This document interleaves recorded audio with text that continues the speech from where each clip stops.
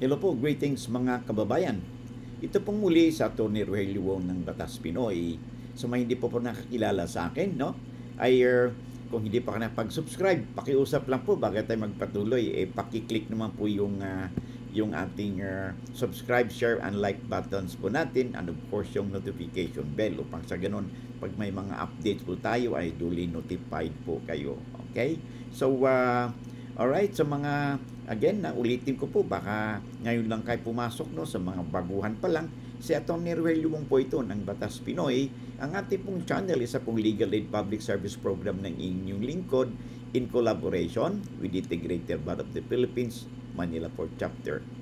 O paalala lang po, no, kung meron po kayong mga compelling issues, no, pinaka-the best na yung magkonsulta kayo sa inyong lawyer sa inyong community, no, for further guidance at saka information.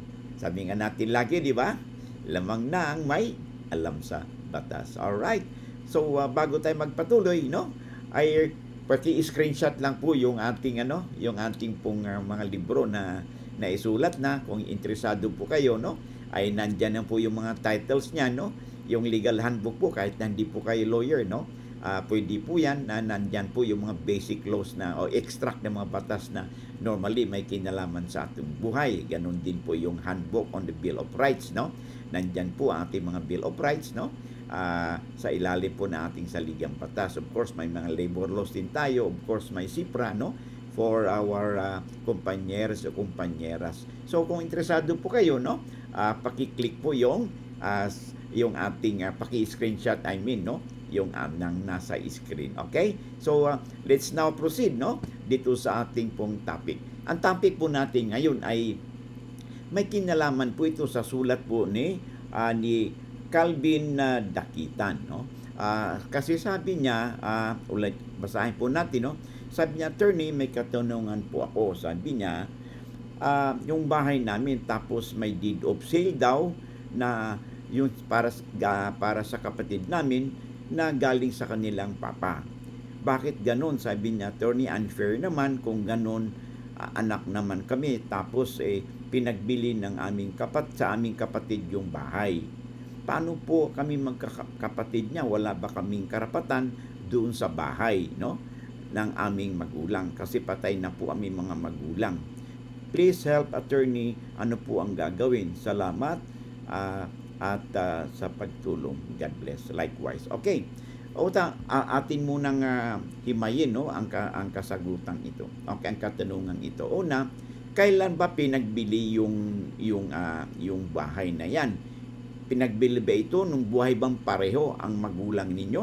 Ang bahay ba ito ay may tuturing isang conjugal property ng magulang ninyo? Okay? Kasi patay na daw yung magulang nila. So, yung tatay daw nila ay nag-execute ng deed of sale, no? Kung totoo man ito, okay, at patay na yung kanyang nanay at the time na ay binenta niya ito, ay hindi po valid po yung naigawang deed of sale ng kanyang tatay doon sa isang kapatid, okay? No, sa ibang parte naman, kung buhay pang pareho ang magulang, okay? Kung buhay pa at ito isang conjugal property, may karapatan ba ang magulang na ibenta nila ang kanilang conjugal property na hindi na kailangan pang magpaalam sa mga anak? Yes.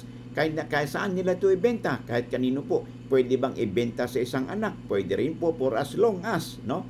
Ito po yung catch dyan. For as long as ang bintahan is in good faith at talagang may bayaran na dumaan na pera.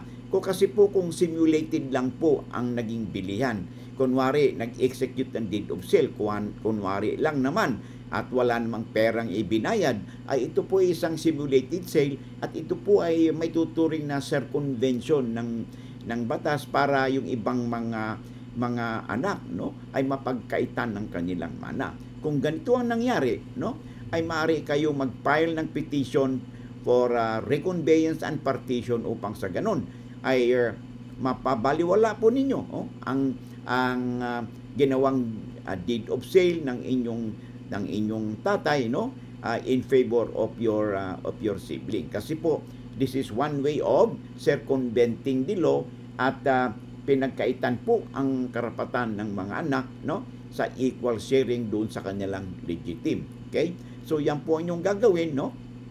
Ngayon, makipag-ugnayan kayo sa inyong lawyer, no? Upang sa ganun ay mapag-usapan niyo mabuti ito. Pero bago nun, pinaka-the best niya ay mag-usap kayong magkakapatid. At ipaliwanag ninyo na ang bawat isa. Kasi alam naman ninyo kung totoo ba talaga nagkaroon ng bintahan o hindi. Yung bang kapatid na pinagbintahan ay meron ba siyang financial capacity o capability na bayaran yung nasabing bahay, no? So, i-check ninyo sa inyong lawyer, no? Basta tandaan natin, no? Basta ang pagdating na po sa mana, equal sharing po ang magkakapatid. Ngayon, maliban na lang, sinasabi natin kanina, okay? Kung totoo talagang nagkaroon ng bilihan at buhay pang pareho ang mag-asawa, no? Magulang mo, tatay mo at nanay mo at conjugal properties to, ay pwede nilang ibenta yon, no? Provided na in good faith sila at nagkaroon talaga ng totoong bintahan. Kanino man, sa mga ibang tao, sa mga anak man, pwede po nilang gawin ito. Kasi po, habang buhay po ang mga magulang po natin, ay ang mga anak po ay wala pong karapatan doon sa kanilang property. Inchoate pa lang po, no? Ang karapatan ng mga heirs doon sa kanilang property. Magkakaroon lang naman karapatan ang mga anak, no? Pag namatay na po ang isa o pareho mga magulang. So in this particular case, hindi maliwanag kung at the time na ibinenta yung property ay buhay ba bang pareho ang magulang. Kasi kung buhay lang ang tatay at ang nanay ay patay na, nag-execute ng deed of sale, ay hindi po valid po yung ang ginawang deed of sale ng tatay ninyo kasi ayon sa batas, kailangan magkaroon muna ng settlement of estate, no? Within the period of 1 year from the time na namatay po ang inyong nanay. So, pag sa ganito po nangyari, namatay ng nanay nyo, walang settlement of estate, basta na lang nag-execute ng deed of sale, ay null and void po ang nasabing ginawang bilihan ng inyong tatay. Lamang na kayo pag may alam sa batas.